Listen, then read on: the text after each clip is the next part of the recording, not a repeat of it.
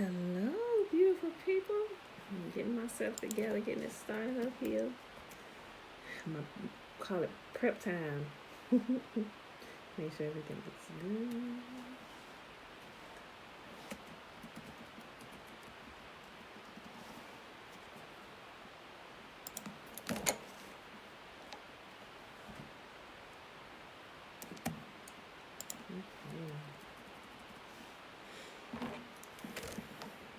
Everybody enjoyed their day yesterday? Show the volumes up.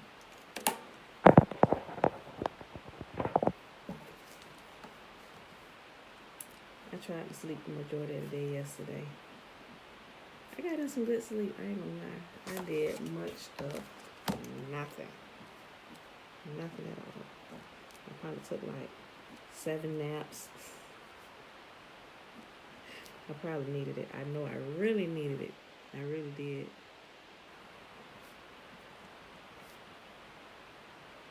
Yesterday was very peaceful. Shalom, shalom, mother. Shalom, shalom. Okay, y'all. Oh, yeah. Prep time. I still got like 3 minutes. Okay. All right. Everybody that showed up early during prep time. Remember I said I was going to start coming on about 5 minutes early. Josiah, shalom. Grand Rise. I'm Belinda Brown. All right. Woohoo! For everybody that showed up for prep time. We started 7:15. Okay. Oh, that's what I need to put up here. Sometimes my pages and stuff, I need to get all that straight instead of doing all that clicking.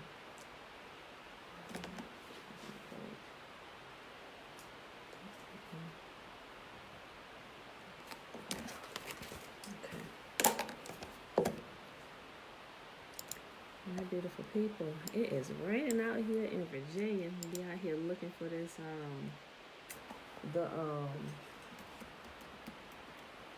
the new moon today, so I'll be running in and out, just kind of checking on it. Hopefully it's not raining. I know exactly where to go to. Hopefully I get it right this time. All right, got that right there, ready to go.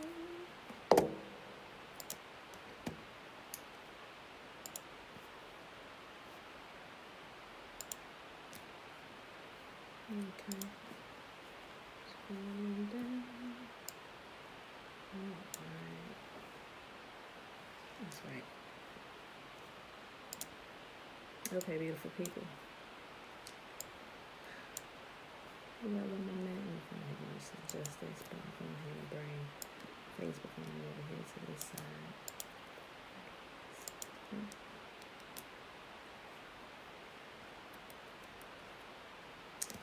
All right.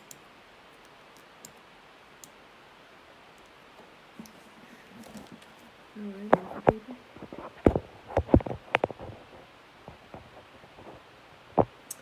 All right, so let's go ahead and bring up this here shimmer. All right, beautiful people. Happy Friday. Happy Friday. Some of y'all about to go into the weekend. Y'all gonna have 2 more days off, especially if you observe the Sabbath. Blessed be the most holy for them extra days of rest that you may be getting. Greetings, Uncle Nathaniel. Greetings, greetings, greetings. Talaine. Hey, girl. Hey. All right, beautiful people. So let's do the shimmer first. Hear, therefore, O Israel, and observe to do it, that it may be well with you, and that you may increase mightily, as Yahuwah, the God of our fathers, has promised us, in a land that flows with milk and honey. Hear, O Israel, Yahuwah, our God, He is one God. And you shall love Yahuwah your God with all your heart, with all your soul, and with all your might. And these words which I command you this day shall be in your heart, and you shall teach them diligently unto your children, and you shall talk of them when you sit in your house, and when you walk by the way, and when you lie down, and when you rise up. And you shall bind them for a sign upon your hand, and they shall be as frontlets between your eyes. And you shall write them upon the posts of your house and on your gates. And Yahuwah commanded us to do all these statutes, to fear Yahuwah, our God, for our good always, that He might preserve us alive as it is this day. And it shall be our righteousness if we observe to do all these commandments that He has commanded us. Okay. Beautiful people. So today, let us backtrack just a little bit, because I don't know if y'all went back Wednesday and read in the comment section on YouTube and pinned it. As I watched the video later that day, I realized I made a mistake. Remember, after I got done reading the Bible portion, I was like, wait a minute, did I already read the other chapters? I didn't read the other chapters. What happened, there was a little, I don't know, maybe a little flick of my wrist or something like that, and I skipped to the last chapter for that day instead of the first chapter for that day. So when we got done reading it, and when it prompted me to go to the next chapter, I looked at it and I was at 28, and I looked over and I saw that 27 was the last chapter for the day. I'm like, oh, we must have already read it. And I'm just like, okay. And I just skipped on over to the Legends of the Jews, right? But in fact, we had not read it. I started on the last chapter, which threw me off, right? So because of that, I'm going to backtrack. And we're going to go back and we're going to read 25 and 26 today. We're going to leave 20. I was going to do 28 tomorrow, but I forgot how long the reading was today in the Legends of the Jews. So we're going to put that with its partner where it should have been at, right? It's just pushed out an extra day because we'll have 3 days left with 3 chapters each day from the book for the book of Numbers. Then we'll start in Deuteronomy, y'all. Okay, so Numbers chapter 25.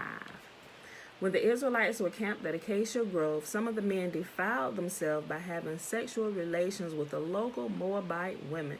Remember, Wednesday, was it Wednesday? It was either Tuesday or Wednesday where I brought out the fact. I was like, wait a minute. It's something that I just noticed. Although they were in the wilderness, they were actually settling in amongst other towns as they was passing through the wilderness area. So it wasn't just desert, although a lot of it was, but they were actually towns that were spread out through the different places in the wilderness that they were passing through. And a couple of the towns, they actually took over and settled in. I was like, wait a minute.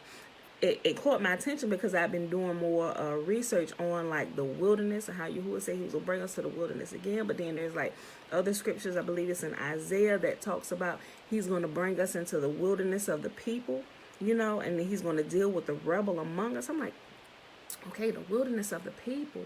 What does that mean? The wilderness of the people. I'm like, okay, is it us, a big group he's going to bring together, and we're going to be like the wilderness, in the wilderness, and we're the people?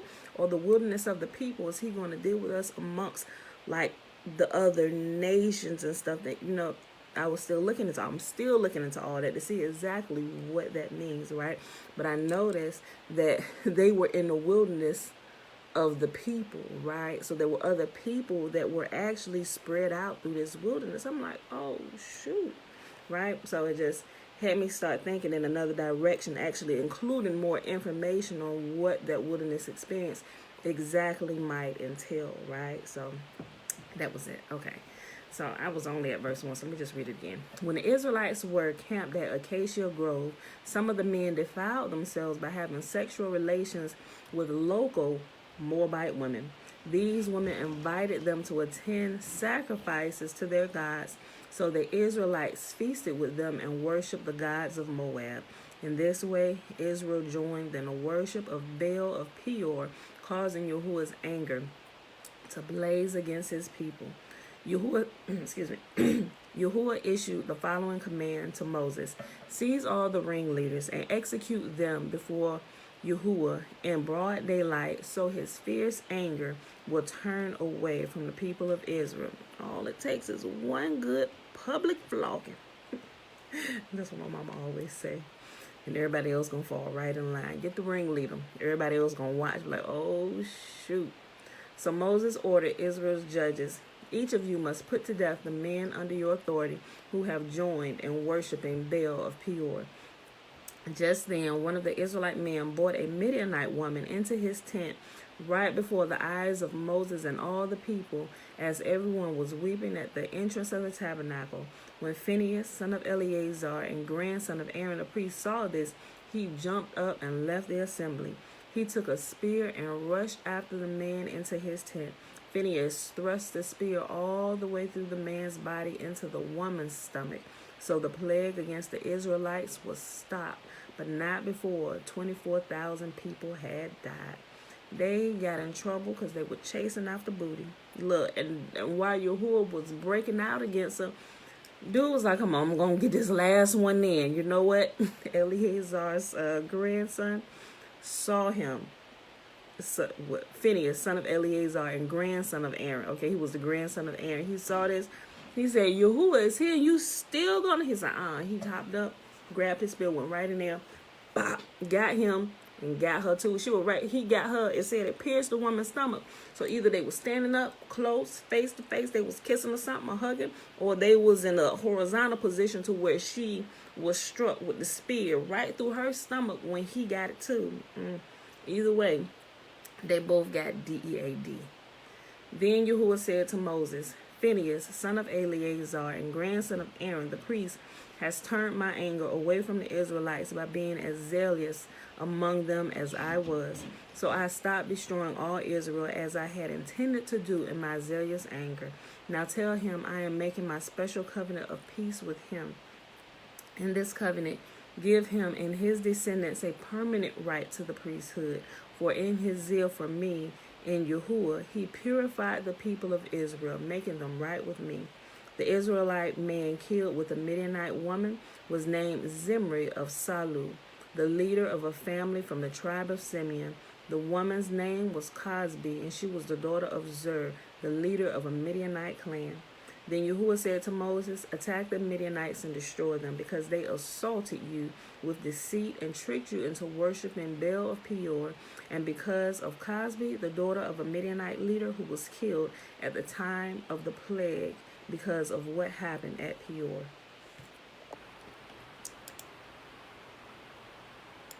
All right, head to the next chapter, Numbers chapter 26, the second registration of Israel's troops.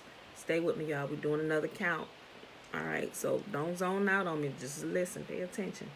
After the plague had ended, Yahuwah said to Moses and to Eleazar, son of Aaron the priest, from the whole community of Israel, record the names of all the warriors by their families. List all the men 20 years old or older who were able to go to war. So there on the plains of Moab, beside the Jordan River, across from Jericho, Moses and Eleazar the priest issued these instructions to the leaders of Israel. List all the men of Israel 20 years old and older, just as Yahuwah commanded Moses. This is the record of all the descendants of Israel who came out of Egypt. These were the clans descended from the sons of Reuben, Jacob's oldest son. The Hanokite clan, named after their ancestor Hanok. The Palut clan, named after their ancestor Palu. The Hezrite clan, named after their ancestor Hezron. The Carmite clan, named after their ancestor Carmi. These were the clans of Reuben. Their registered troops number 43,730. Palu was the ancestor of Eliab, and Eliab was the father of Nemuel, Dathan, and Abiram. This Dathan and Abiram are the same community leaders who conspired with Korah against Moses and Aaron, rebelling against Yahuwah. But the earth opened up its mouth and swallowed them with Korah, and fire devoured 250 of their followers. This served as a warning to the entire nation of Israel. However, the sons of Korah did not die that day. These are the clans descended from the sons of Simeon. The Jimulite clan, named after their ancestor Jemuel. The Jemanite clan, named after their ancestor Jamin. The Jachinite clan, named after their ancestor Jachin. The Zohorite clan, named after their ancestor Zohor. The Shaluite clan, named after their ancestor Shaul. These are the clans of Simeon. Their registered troops numbered 22,200. These are the clans descended from the sons of Gad. The Zephonite clan, named after their ancestor Zephon. The Haggite clan, named after their ancestor Haggai. The Shuite clan, named after their ancestor Shuni. The Oznite clan, named after their ancestor Ozni. The Erite clan, named after their ancestor Eri. The Erodite clan, named after their ancestor Erodi. The Arelite clan, named after their ancestor Areli. These are the clans of Gad. Their registered troops numbered 40,500. Judah had two sons, and Onan, who died in the land of Canaan. These were the clans descended from Judah's surviving sons. The Shilonite clan, named after their ancestor Shelah. The Perizzite clan, named after their ancestor Perez. The Zerahite clan, named after their ancestor Zereth. These were the subclans descended from the Perizzites. The Hezronites, named after their ancestor Hezron. The Hamulites, named after their ancestor Hamul. These were the clans of Judah. Their registered troops, 76,500. These were the clans descended from the sons of Issachar. The Tolahite clan, named after their ancestor Tola. The Puite clan, named after their ancestor Pua. The Jashubite clan, named after their ancestor Jashub. The Shimronite clan, named after their ancestor Shimron. These were the clans of Issachar. Their registered troops numbered 64,300. These were the clans descended from the sons of Zebulun. The Seredite clan, named after their ancestor Sered. The Elonite clan, named after their ancestor Elon. The Jalilite clan, named after their ancestor Jalil. These were the clans of Zebulun. Their troops registered 60,500. Two clans were descended from Joseph through Manasseh and Ephraim. These were the clans descended from Manasseh. The Machirite clan, named after their ancestor Machir. The Gileadite clan, named after their ancestor Gilead, Machir's son. These were the subclans descended from the Gileadites. The Erizzites, named after their ancestor Ezor. The Helekites, named after their ancestor Helek. The Asrielites, named after their ancestor Asriel. The Shechemites, named after their ancestor Shechem. The Shemedites, named after their ancestor Shemedah. The Hepherites, named after their ancestor Hepher. One of Hepher's descendants, Zelophehad, had no sons, but his daughters' names were Mahlah, Noah, Haglah, Milcah, and Tisra. Remember, we actually started off Wednesday with their complaint because their father had no sons and they should have been entitled to the land. Moses went to the Most Holy. He said, hey, they say this. He said, they're absolutely right. Just because their father had no sons doesn't mean you skip over the daughters. And a lot of times we don't hear a lot of that stuff. A lot of times we don't hear, matter of fact, we don't hear because it was removed from the scriptures, was canonized. We see a few things in there about women, but there are so many things that Yahuwah did for the women, for the daughters of Zion who cried out to him. And he caused some crazy type wrath come down upon the people who did things to the daughters of Zion, right? And I think that's a big piece that needs to be brought back, especially for some of the brothers of Zion who tend to take the daughters of Zion for granted and think that they're just there to serve them. No, you're to work together as a team, as a couple. And for leadership's sake, it's the man who Yahuwah set as the head. It's just like the leader of an army, right? There's not two people talking. There is one. And Yahuwah just happened to designate the man to be the leader of his family, right? It's not making anybody any less important, but it's for order's sake. Not that they should take this power and lord it over the members of their household, their wives, or their children, but for order's sake. You have someone who leads there. You have a command. The husband is like the commanding officer, right? And he leads, but everybody else has a position that's just important because you can't be a leader and you don't have followers. There's no point in making you a leader and you have no followers, right? Yahuwah only gave you this position for order's sake, not for lording's sake, right? And a lot of our brothers, especially those ones who are waking up to the truth, they got that screwed up. I mean, they got the Most Holy chopped and screwed on that one. Right? And that's why y'all heard me say before, wherever there's a place where women are being oppressed, the spirit of the Most Holy is not there. You hear some people say the Holy Spirit is not there. And he's truly not. Why? Because you are oppressing his daughters. And a lot of people, they don't get that. They don't see that. That place is dead. Yahuwah, the way that the Bible has been taught, it gets me hot and sweating under my arms, right?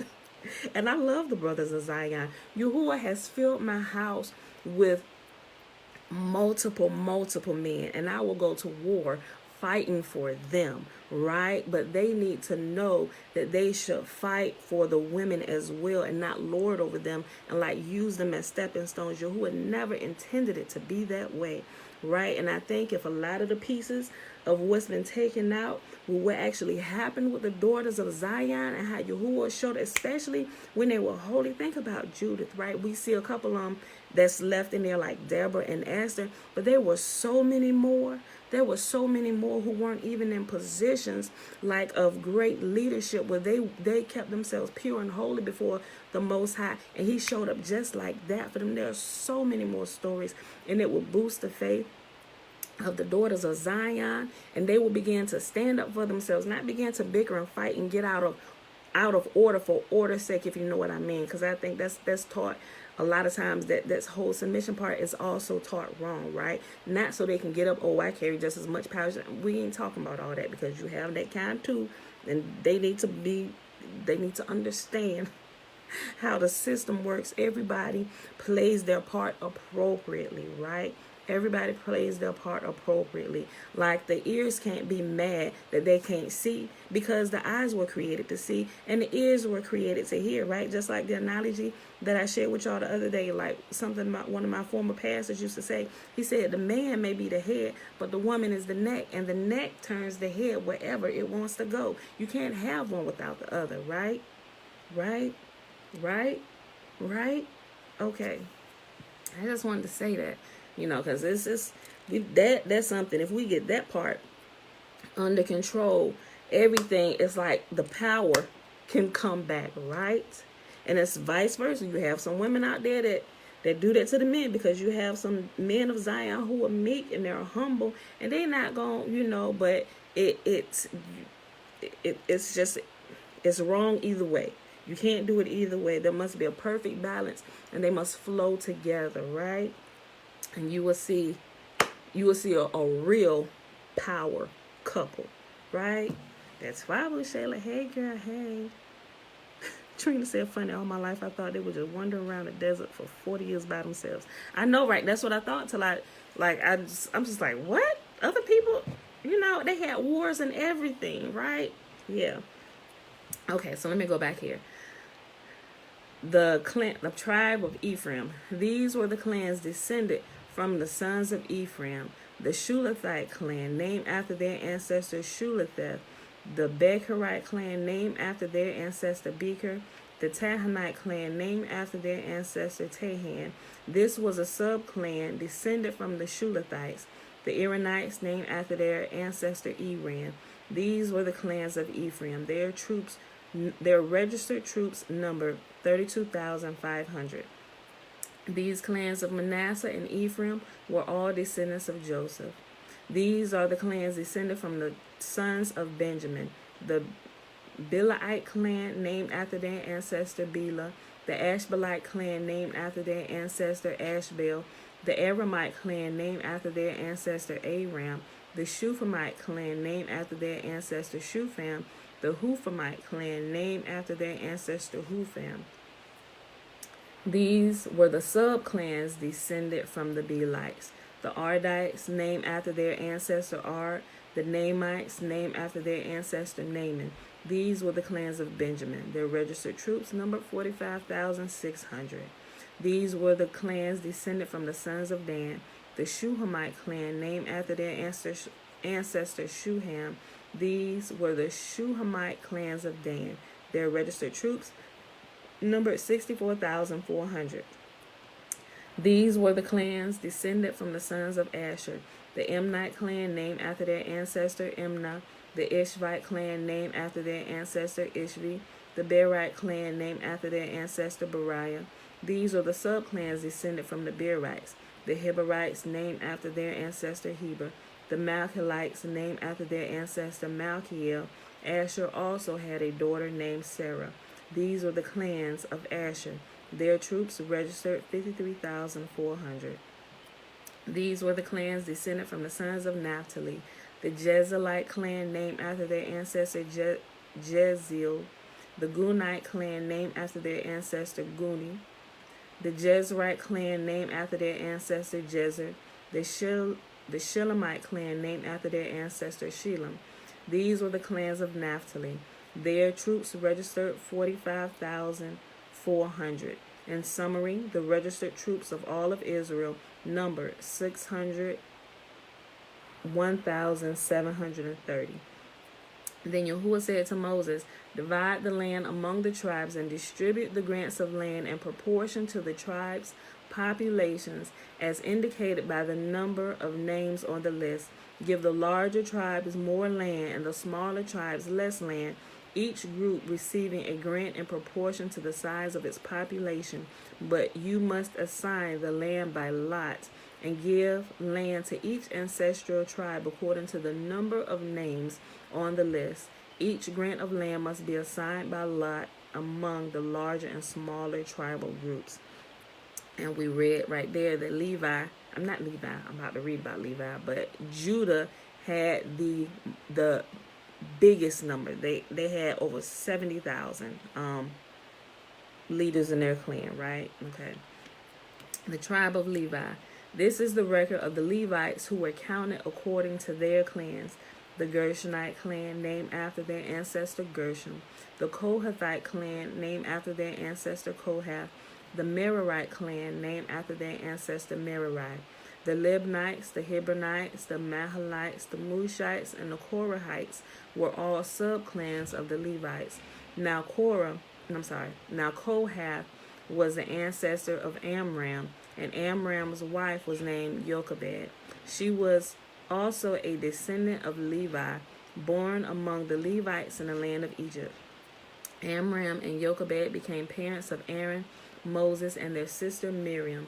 To Aaron were born Nadab, Abihu, Eleazar, and Ithamar.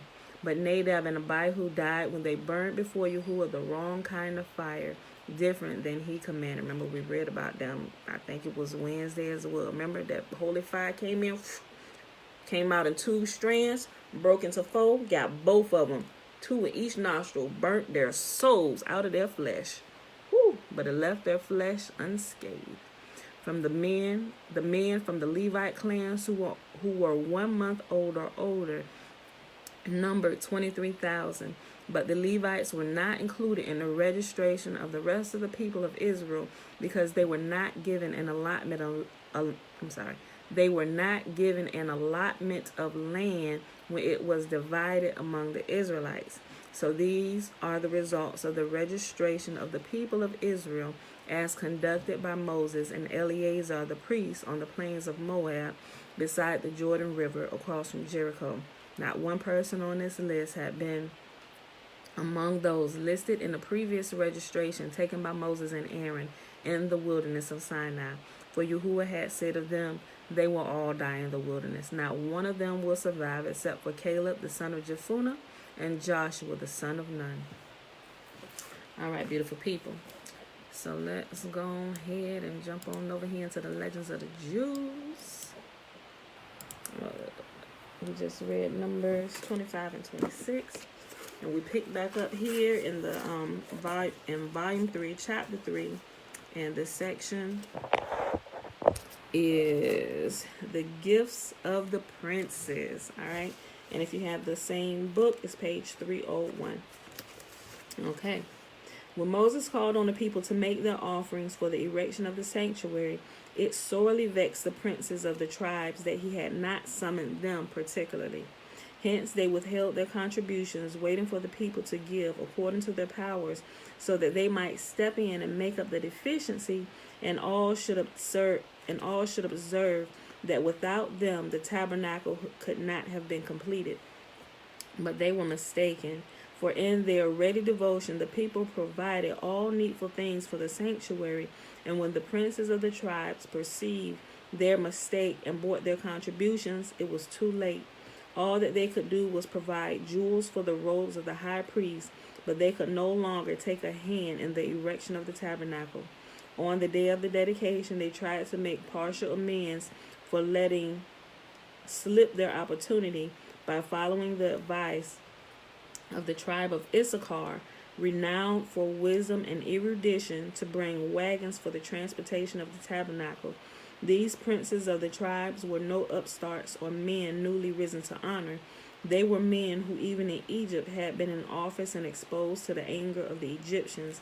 They had also stood at Moses' side when he undertook the census of the people. They now bore as an offering to Moses 6 covered wagons, fully equipped, and even painted blue, the color of the sky, and also 12 oxen to draw the wagons. The number of wagons as well as of oxen had been set with purpose. The 6 wagons corresponded to the 6 days of creation. The 6 mothers, Sarah, Rebekah, Rachel, Leah, Bilhah, and Zilpah, and to the 6 laws that the Torah prescribes exclusively for the king, to the 6 orders of the Mishnah, and to the 6 heavens. The number of the oxen corresponded to the 12 constellations and to the 12 tribes. Moses did not at first want to accept teams, but Yahuwah not only bade him accept them, he also ordered him to address the princes kindly and to thank them for their gifts. Now, Moses even thought that the Shekinah had deserted him and would rest on the princes of the tribes, assuming that they had direct communication from Yahuwah to make this offering to the sanctuary. But Yahuwah said to Moses, "If it had been a direct command from me, then I should have ordered thee to tell them. But they did this on their own initiative, which indeed meets with my wish."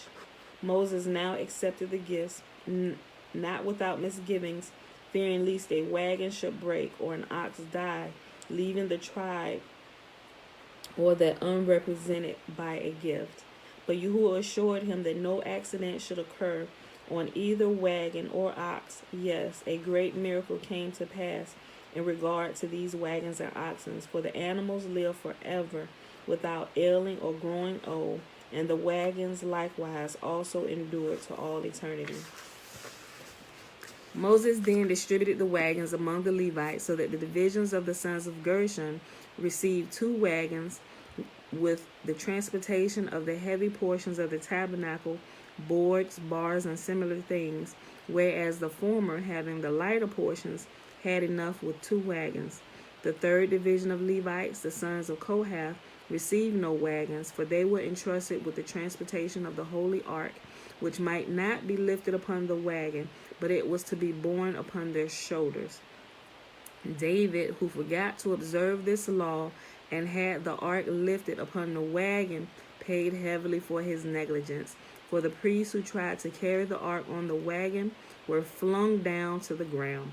Ahithophel then called David's attention to the need of the following example of Kohath's sons who bore the ark on their shoulders through the desert, and David ordered them to do the same. And that's why Uzzah died, remember? Because it just should have never been up there. The priest should have been carrying it on their shoulders, right? If it was in its rightful place, it would that whole scene would never happen, right? But the princes of the tribes were not content with having provided the means for transporting the sanctuary. They wanted to be the first on the day of dedication to present offerings. And with the wagons, Moses was doubtful whether or not to permit them to bring their offerings, for these were of an unusual kind that were not ordinarily permissible. But Yahuwah bade him accept the dedication offerings of the princes. Though Moses was still in doubt whether to let all the 12 princes make their offerings on the same day or to set a special day for each, and if so, in what order they should make their offerings. Yahuwah thereupon revealed to him that each one of the princes of the tribes were to sacrifice on a special day, and that Nashon, the prince of Judah, was to make the start. He was rewarded in this way for the devotion he had shown to Yahuwah during the passage through the Red Sea. When Israel, beset by the Egyptians, reached the sea, the tribes among themselves started quarreling who should go first into the sea. Then suddenly Nashon, the prince of Judah, plunged into the sea, firmly trusting that Yahuwah would stand by Israel in their need. Nashon's offering was 1 silver changer that had been fashioned for the sanctuary, the weight whereof was 130 shekels, on one bowl of equal size but of lighter weight, of 70 shekels, both of them full of fine flour mingled with oil for a meat offering. Furthermore, 1 spoon of 10 shekels of gold, full of incense, on I'm sorry, it should be one young bullock, the pick of his herd, one excellent ram, and one lamb a year old, these three for a burnt offering, and a kid of the goats for a sin offering, to atone for a possible uncleanness in the sanctuary. These sacrifices and gifts Nahshon offered out of his own possessions, not out of those of his tribe.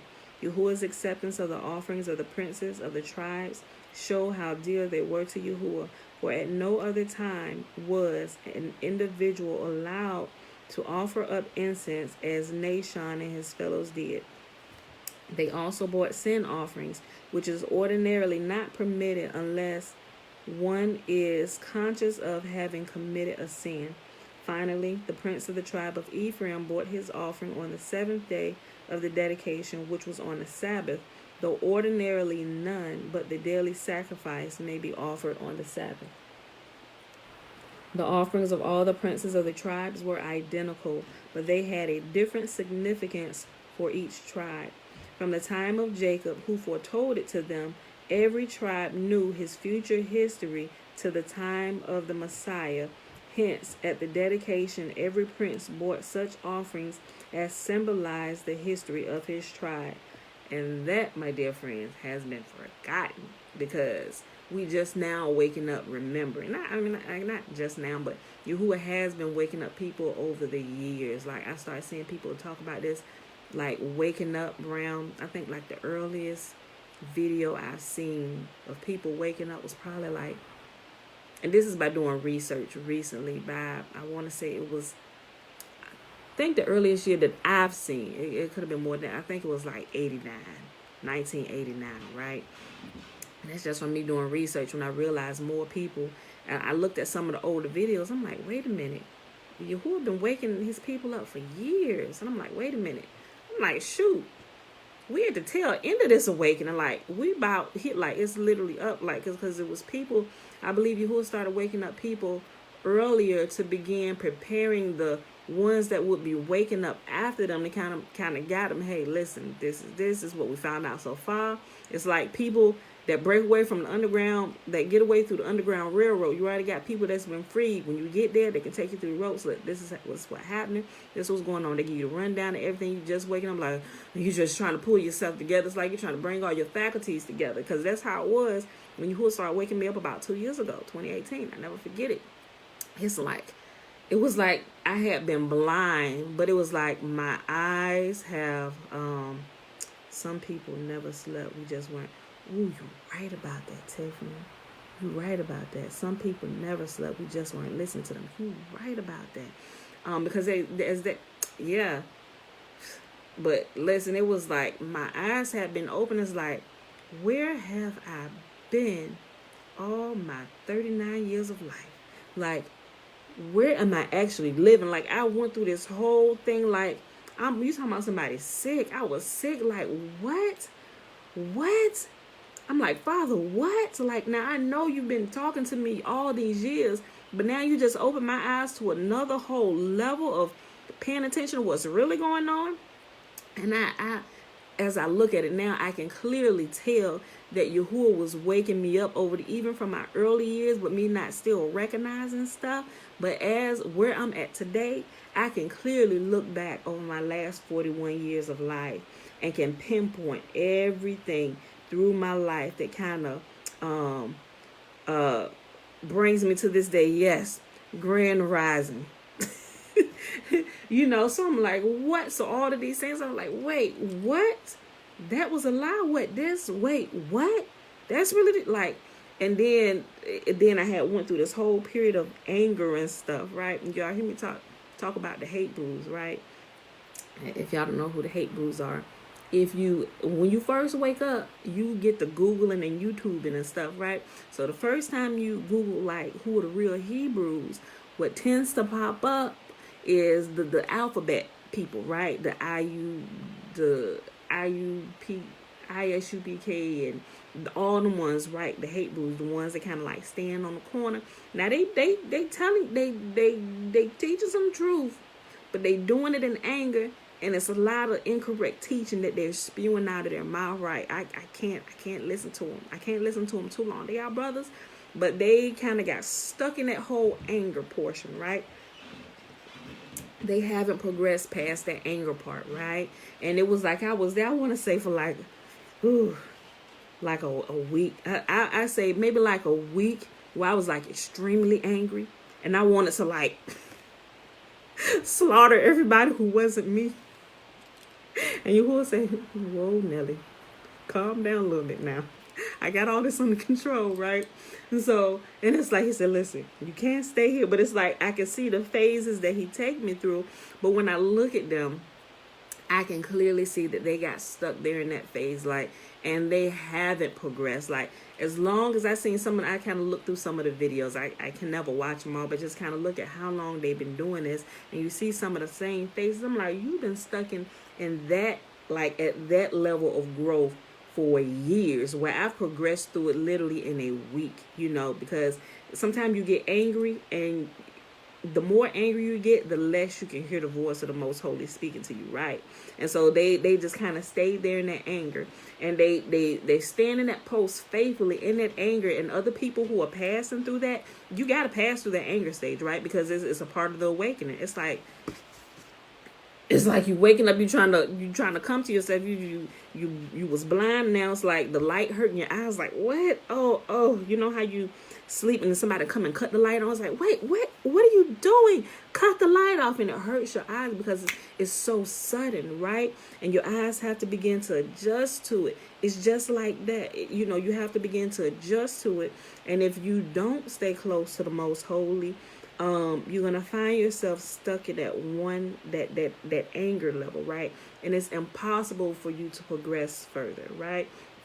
Because he's trying to move you, you want to stay right here. And by you staying here, you're also prohibiting others to get past you, especially those who coming after you, who are watching you, that think this is the place to stop. This is the place to be. Nope, that is not your stopping place. That's the anger. Deal with it. You gotta, listen, when we're hurt, just think about normal things. When we're hurt and something truly hurts us, if we don't deal with that anger, we carry that anger forever. And you know what? Hurt people, right? And so now you begin to hurt people with the hurt that you've experienced, right? And you create more catastrophes in the world. You got to deal with the hurt, with all that stuff that was done, and it's sickening, and it makes you want to throw up, and it's like, seriously, you ready to go out here and take knives and start slaughtering people, cutting them at the necks, and it's just but you can't do it, but you're gonna go to jail. So you find some other outlet, cursing people out and all these other things. And when the Most Holy come down here, he gonna do this to you, and everything you did to us is gonna happen to you, and that's all you constantly spew out. Although we know that it's true, but we ain't gotta stay there and do that. The Most Holy gonna take care of it. We everybody gonna get the opportunity. Hey, yeah, I'm sorry. Father, how do I get this right? My ancestor did this to your people, but let me repent for the sins of my ancestors. Everybody going to have the opportunity to do that. Some people just not going to do that, and they going to have to deal with the butt end of the wrath of the Most Holy, right? I feel sorry for those that are over there. But also in that, some of Israel is going to be taken away with that butt end of the gun, right?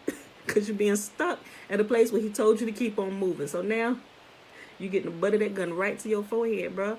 The rebels in the wilderness, he gonna deal with you face to face. Yahuwah is coming for you, so you got to get it together. Keep on moving. You got to progress past the anger and just keep moving. And just then let the light adjust to the light and let it cleanse you, right? And just keep on moving, and it just get better. It gets better day after day, but you're exposed to new levels of truth, and it's like you have to learn how to constantly adjust, right? You have to constantly adjust to your surroundings, knowing that the Most Holy is in control and he's guiding you. If he's guiding you, okay, let's go, So, but yeah, I just wanted to say that. Okay. So, hold on. Where I stop, y'all? Oh, right. Okay, hold on. Let me just go back here. Finally, the prince of the tribe of Ephraim brought his offering on the 7th day of the dedication, which was on the Sabbath, though ordinarily none but the daily sacrifice may be offered on the Sabbath.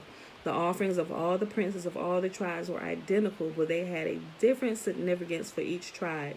From the time of Jacob, who foretold it to them, every tribe knew his future history of the time of future history to the time of the Messiah.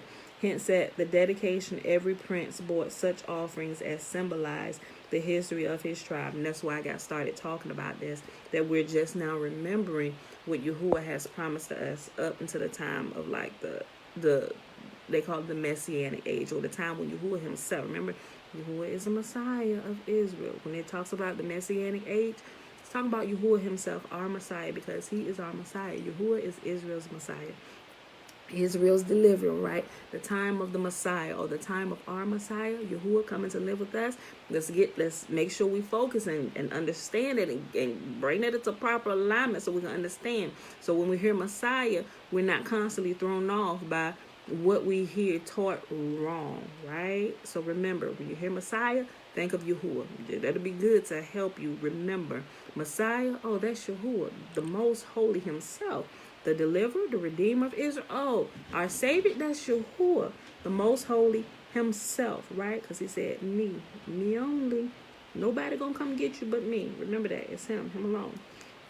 Nashon, the prince of Judah, bought a silver charger and a silver bowl, the one to stand for the sea, the other for the mainland, indicating that out of his tribe would spring such men as Solomon and the Messiah, who would rule over all the world, both land and sea. The golden spoon of 10 shekels signified 10 generations from Perez. Okay, let me also say something. Somebody just may say that you also got to think about it. When it talks about the Messiah coming through the line, whoever Yahuwah chooses to use, the human fleshly person who he chooses to use, just like he chose to use Moses, the human fleshly person, also considered Messiah, but not the Messiah, the deliverer, the one who leads them out. That's what it's referring to. Remember, they didn't worship Moses. Moses didn't worship Moses. Moses worshiped Yahuwah. Moses told everybody else, here's the deliverer, you worship him. He just happened to choose me, the human fleshly person, here for y'all to see and follow, right? Okay, let's just make sure we understand that. The golden spoon of 10 shekels signified the 10 generations from Perez, son of Judah, to David, first of Judean kings, all whose actions were sweet as the incense contained in the spoon. The 3 burnt offerings, the bullock, the ram, and the lamb, corresponded to the 3 patriarchs, Abraham, Isaac, and Jacob, whereas the kid of the goats was to atone for the sin of Judah, who sought to deceive his father with the blood of a kid. The 2 oxen of the peace offering pointed to David and Solomon, and the 3 small cattle, the peace offering, the rams, the goats, and the lambs, corresponded to the descendants and the successors of these 2 Judean kings, who may also be classified in 3 groups: the very pious, the very wicked, and those who were neither pious nor wicked. On the second day of the dedication appeared the prince of the tribe of Reuben, and wanted to present his offering, saying, 'Tis enough that Judah was permitted to offer sacrifice before me. Surely it is not time for our tribe to present our offerings. But Moses informed him that Yahuwah had ordained that the tribes should present offerings in the order in which they moved through the desert. Remember, in the order that they moved through the desert, Judah always leads. So you remember, I mentioned it before, you hear that saying, Judah is going to lead the charge, because every time it was time for them to move, pack up and move to another place in the wilderness or wherever, they moved in the order of their tribes, and the line leader is Judah. Judah always rolls out first, and Levi is in the middle of the 2 half sections carrying the ark and the tabernacle and all its furnishings, right? It's always to be that way. Judah always leads the charge, right? Just in case you didn't understand that.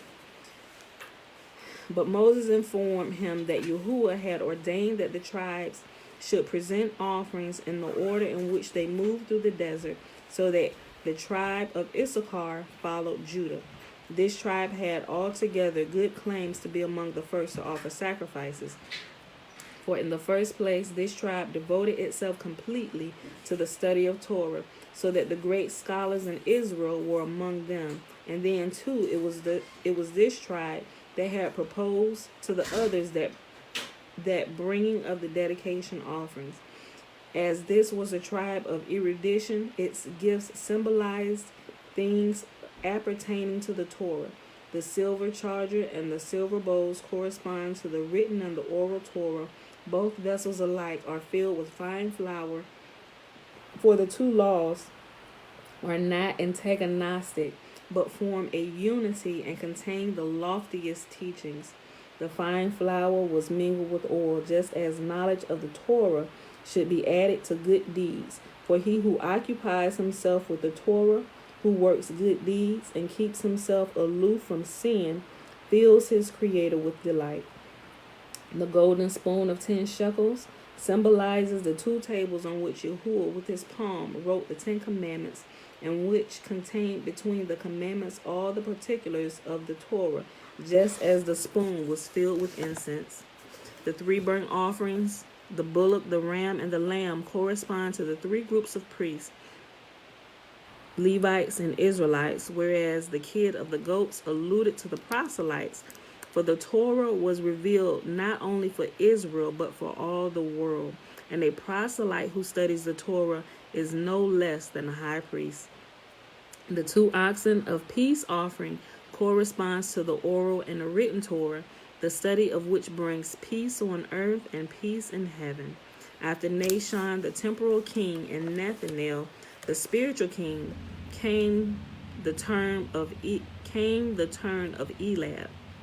Eliab, the prince of the tribe of Zebulun.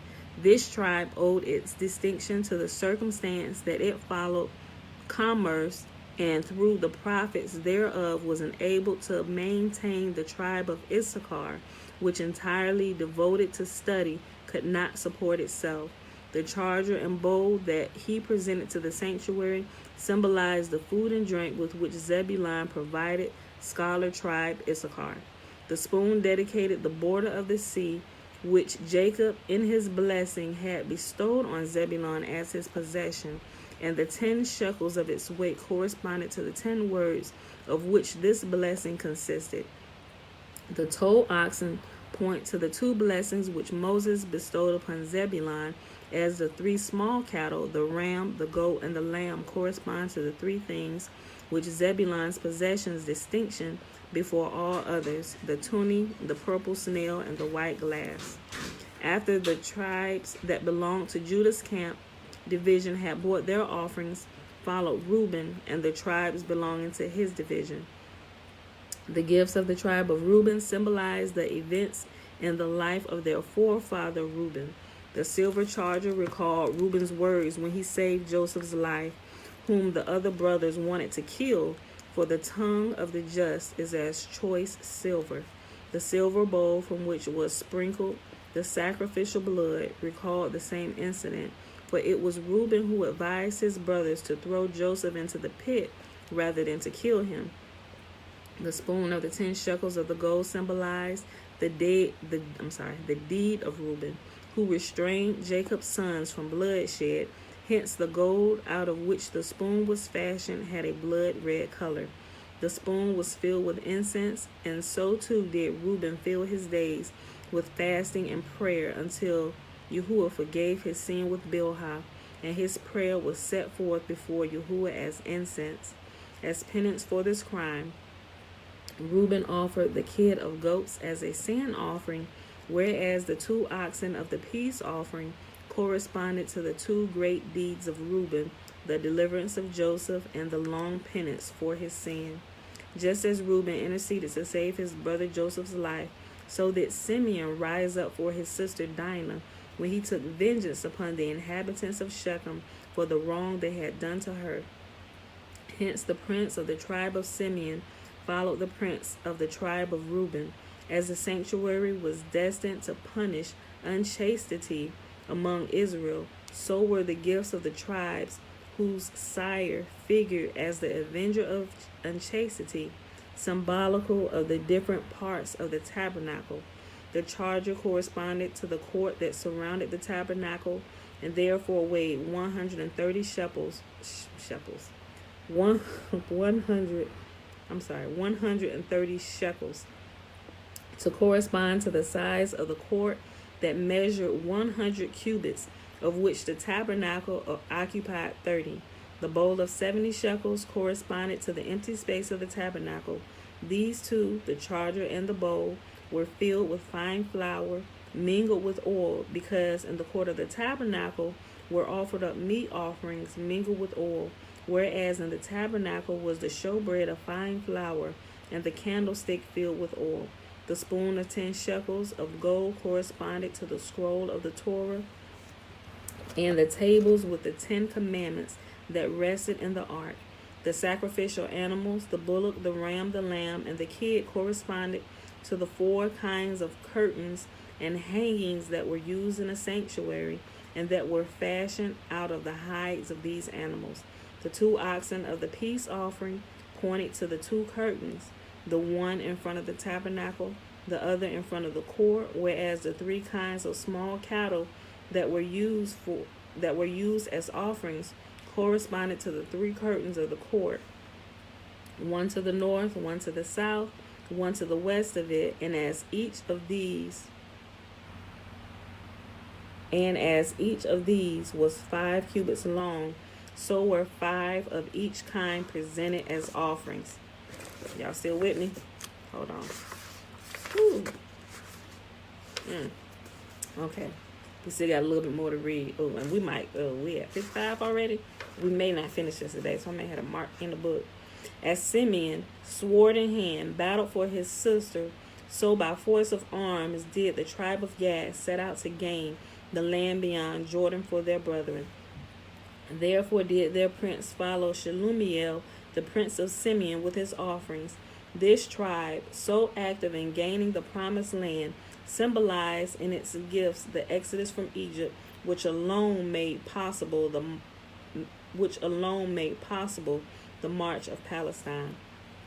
The charger of weight of 130 shekels alluded to Jochebed, who at the age of 130 years bore Moses, who had symbolical connection with the bowl, for he was thrown into the Nile. This bowl weighed 70 shekels, as Moses extended his prophetic spirit over the 70 elders, and as the bowl was filled with fine flour, so did Moses' prophetic spirit in no way diminish, because the 70 elders shared in prophecy. The 3 burnt offerings recalled the 3 virtues Israel possessed in Egypt, which were instrumental in their deliverance. They did not alter their Hebrew names. They did not alter their Hebrew language, and they lived a life of chastity. The sin offerings were to atone for the idolatry which they were addicted to in Egypt, so that Yahuwah did not permit their deliverance until they had renounced idolatry. Woo. Now, if that's the case now, we need to start calling everybody. Hey, we've been saying this, hey, y'all worshiping idol gods, y'all better stop it, because Yahuwah is not coming till we turn away from Nax. Right? Listen to this. Listen. The sin offerings were to atone for the idolatry which they were addicted to in Egypt, so that Yahuwah did not permit their deliverance until they had renounced idolatry. And if you're still clinging on to some of the teachings of the church, you are still clinging on and loving idolatry. But Yahuwah say, I hate, and you should not do this, right? I'm the only one you worship, the only one you talk to. You need advice, you come to me. You don't go to nobody else, you come to me. You my people, I'm your pappy. Come to me.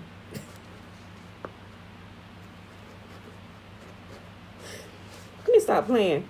The sin offerings were to atone for the idolatry to which they were addicted in Egypt, so that Yahuwah did not permit their deliverance until they had renounced idolatry. The 2 oxen of the peace offering corresponded to Jacob and Joseph, for whose sake Yahuwah had delivered Israel out of Egypt. They bore, besides 15 heads of small cattle as sacrifice, because Yahuwah was mindful of his vow to the 3 patriarchs and the 12 fathers of the tribes, and released Israel out of bondage. A special distinction was granted to the tribe of Ephraim, for Yahuwah allowed their prince to make his offering on the Sabbath, a day on which otherwise none but the daily offerings were allowed to be offered. This distinction of the tribe of Ephraim, owed to its ancestor Joseph in recognition of his strict observance of the Sabbath as governor of Egypt. The gifts of his tribe represent the history of Jacob and Joseph, for the descendants of the latter owed much to Jacob's love for his son Joseph. The charger alluded to Jacob, the bowl to Joseph, and as both these vessels were filled with fine flour mingled with oil, so too were both Jacob and Joseph very pious men, and the course of their lives ran evenly. The spoon symbolized Jacob's right hand, which he had laid on the head of Ephraim to bless him. The spoon was filled with incense.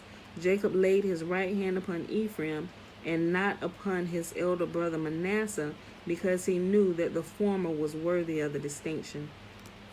The 3 burnt offerings corresponded to the 3 patriarchs, whereas the kid of goat stood for Joseph, whose coat had been smeared with the kid's blood.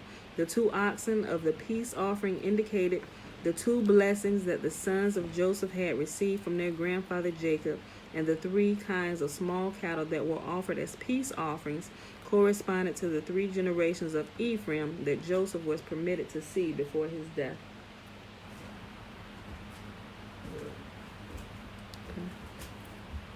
Joseph not only observed the Sabbath, he was also chaste, not to be tempted by Potiphar's wife, and he was faithful in the service of his master.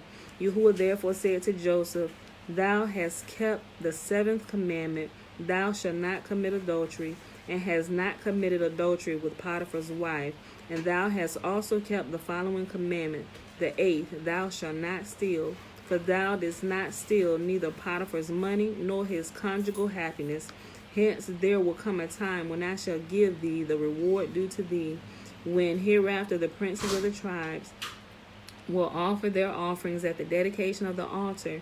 The 2 princes among thy descendants shall be one after the other offer their offerings, the one on the 7th and the other on the 8th day of the dedication, as a reward, because thou did observe the 7th and the 8th commandments.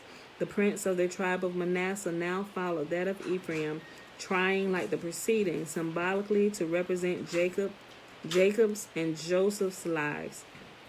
The charger, 130 shekels in weight, indicated that Jacob, at the age of 130 years, migrated to Egypt for the sake of Joseph. Oh, you staying a little longer here with me today. Oh, well, blessed be the Most Holy. All right, Mr. Murphy.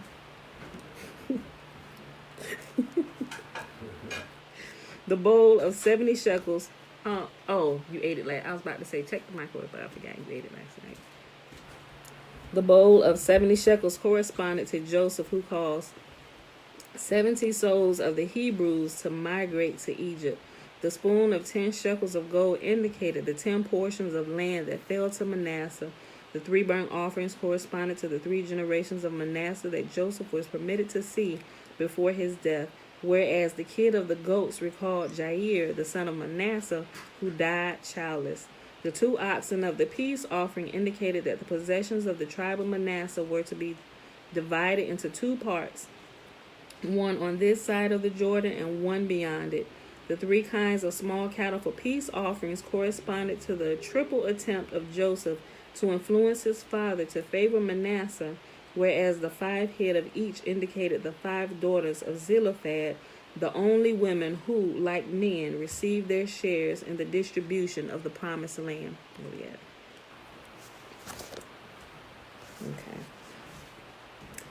As the sanctuary stood first in Shiloh, Joseph's possession, then in Jerusalem, Benjamin's possession, so did this tribe with its sacrifices follow Joseph's tribes.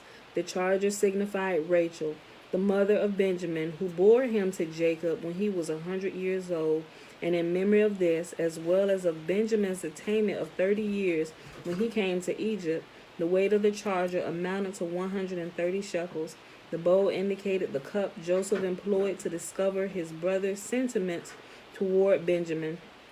And both vessels, charger and cup, were filled with fine flour, for both Joseph and Benjamin's lands were found worthy of being cited for Yahuwah's sanctuary. The spoon of then shekels of gold full. I thought it was supposed to be 10.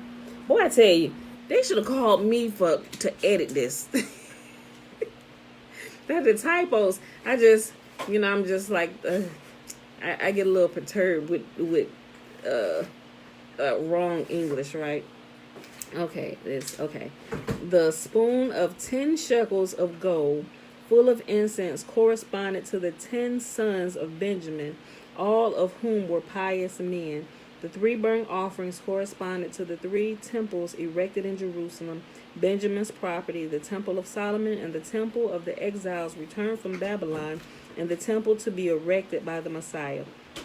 The sin offering, the kid of the goats, points to the building of the temple by the wicked King Herod, who atoned for his execution of the learned men by the erection of the sanctuary. The 2 oxen of the peace offering corresponded to the 2 deliverers of the Jews that sprang from the tribe of Benjamin, Mordecai and Esther. The 5 heads of each of the 3 kinds of small cattle for a peace offering symbolized the triple distinction of Benjamin and his tribe by 5 gifts. The gift of honor that Joseph gave his brother Benjamin 5 times exceeded that of all his other brothers. Then Joseph made himself known to his brothers. He gave Benjamin 5 changes of raiment. So too did the Benjamite Mordecai receive from Ahasuerus 5 garments of state. Okay, y'all, I think we're going to stop here for today because I thought we might be able to finish all of it today, but this section is really long. So I'm going to stop here for today. Pick up here tomorrow. It's the last, mark your book if you got it. It's this last little paragraph on page 304. We're going to pick it up. In his blessing, Jacob likened Dan to Judah. That's where we're going to start. All right, y'all. So I hope y'all enjoyed the reading for today. We started here in the Legends of the Jews on page 301, and we stopped on page 304. We're going to pick that back up tomorrow, and we'll finish that section. And we read Numbers 25 and 26 today. All right, y'all. So I hope y'all enjoyed the reading. It is Friday, February the 12th, 2021. Day 75 of year 3 of reading through the books of the law and the prophets. And of the 3-year consecutive day count, day 744. And we rest on the Sabbath days and the Sabbath feast days because Yahuwah has commanded us to. And remember, those days are not counted in this 744 day count. I keep saying I'm going to count. Actually go back and count the other days. It's easy to add up. I just haven't sat down to do it. For each year, I know to add at least 52 days, right? And that's just including the Sabbaths. Then we got to add the feast day Sabbath days, right? So there's a few more. But we want to make sure we don't double count. Well, I do need to actually sit there and do a little bit of math because I want to make sure I don't double count some Sabbaths because like the first and the last day of unleavened bread and the first and the last day of tents actually falls on a Sabbath, right? So we don't count them days because we'll be counting them twice. You get what I'm saying? Because they already, the way Yahuwah got it set up, they already fall, the first and the last, they already fall on Sabbath days, which makes them high holy Sabbath days. You know, it's like a double Sabbath, but the math works out. But that's why I actually got to sit down there and do it. But I know I need to at least add 52 days per year to the count because we got 52 weeks in a year and each week there's one rest day. So by the time we get through a whole year, there's 52 days that we have rested. So we've been doing this for, well, not 3 whole years. We're into the 3rd year.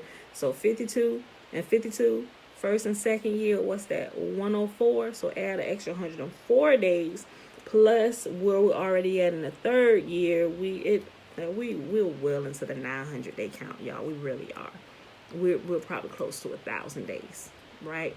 Just consistently reading the scriptures, right? Just three chapters a day, y'all. 3 chapters a day. All right, with that being said, let's go ahead and do the blessing. I'm going go ahead and pull it up. It's good to track stuff because you get to look back and see your progress. Like I go back and look at some of my earlier videos, I'm like, I still smack my lips, and you know what I'm saying? And you know what I'm saying? Elijah even said, he said, you say, you know what I'm saying so much in your video? I said, really?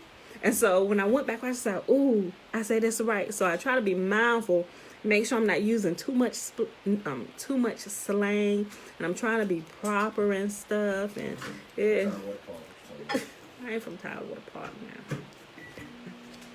We may have stayed there for a little period of time. Where you from?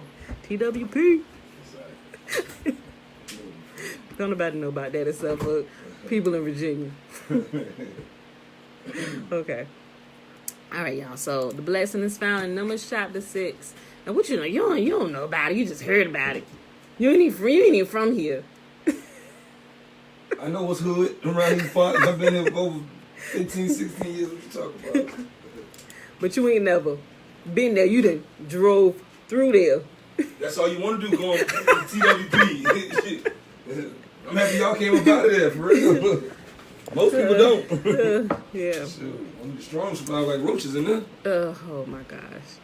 Okay, blessed be the most holy. He keeps the eye out over his people. Yes. Right? All right, y'all. Blessing. Numbers chapter 6, verse 22 through 27. Remember the first 21 verses? Is a Nazarite vow, and a man or woman can take it. And Yahuwah spake unto Moses, saying, speak unto Aaron and unto his sons, saying, on this wise ye shall bless the children of Israel, saying unto them, may Yahuwah bless us and keep us. May Yahuwah make his face to shine upon us and be gracious unto us. May Yahuwah lift up his countenance upon us and give us his peace. And they shall put my name upon the children of Israel, and I will bless them. Won't be there long, TWP. I know, right, Levon? Okay, beautiful people. So if there are no questions, checking over here, nothing on YouTube, no questions. Just double checking real quick. On Facebook. All right, no questions, nothing. All right, beautiful people. But that's it for today. So tomorrow is Saturday, 7:30. Remember the weekends, we're sleeping like 15 minutes later. You know, if you sleep at that time, you might already be woke. But anyway, we're gonna start 15 minutes later, as always. Saturdays and Sundays, 7:30 a.m. Eastern Standard Time, unless the Sabbath actually falls on one of those days, then we don't show up because we still in the bed asleep. We're going to rest that day, right? But throughout the week, Monday through Friday, 7:15 a.m. Eastern Standard Time. Weekends, 7:30 a.m. Eastern Standard Time. All right, beautiful people. I'm done running my mouth. We out here. Peace. Enjoy your Friday.